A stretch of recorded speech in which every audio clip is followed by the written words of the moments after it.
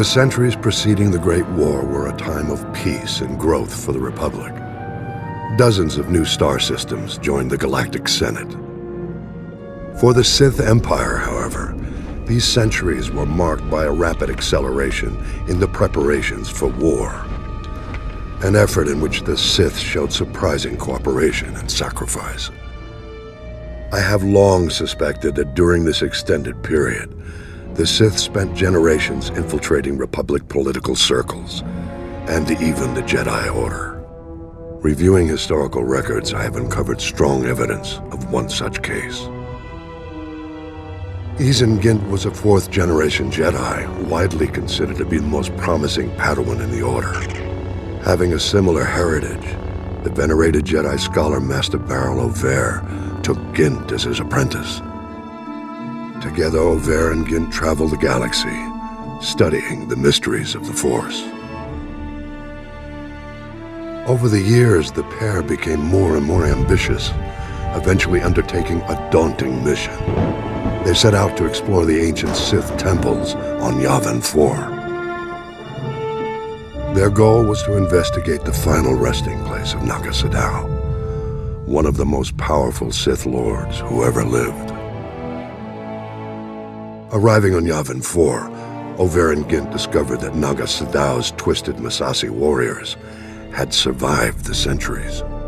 The Massassi originated as a Sith subspecies, forming the backbone of the earliest Sith armies. But Naga Sadow subjected his Massassi followers to heinous experiments, turning them into dark force-wielding monsters.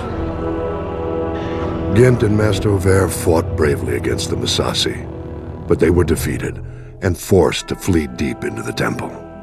There they encountered the dark energies still lingering in Naga Sadow's tomb. Weeks later, Master Over returned to the Jedi Temple on Coruscant, alone, wounded and half insane from the tortures he had endured. After a lengthy recovery, Master Over told a tale of the horrors he faced and of Gint's tragic death. Several years passed. Then one day, Izen Gint mysteriously reappeared on Coruscant, wearing the garb of the Massassi warriors and bent on killing Master Over. Possessed by the dark spirit of Naga Sadow, Gint attacked his former master in broad daylight. The brutal battle between the two was staged, with all the Republic watching. Gint's borrowed powers were formidable, but Master Over won the day. Over's triumph over darkness was celebrated, and the Jedi Council assumed that all was well. The question no one asked was this: why would Naga Sadow's spirit seek vengeance, specifically against Master Over? The answer has become clear after a closer look at Over's Jedi heritage.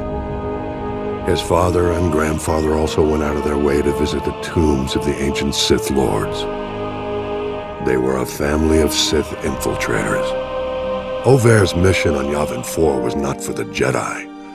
It was on behalf of his true master, the Dark Emperor of the Sith.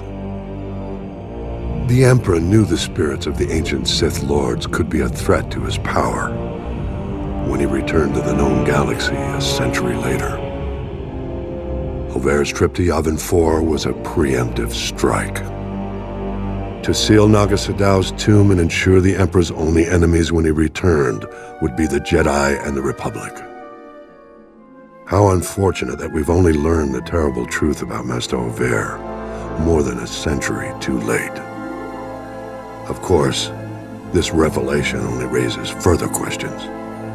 What other acts of dark subterfuge were Over and his family involved in? This will be the starting point of my next report.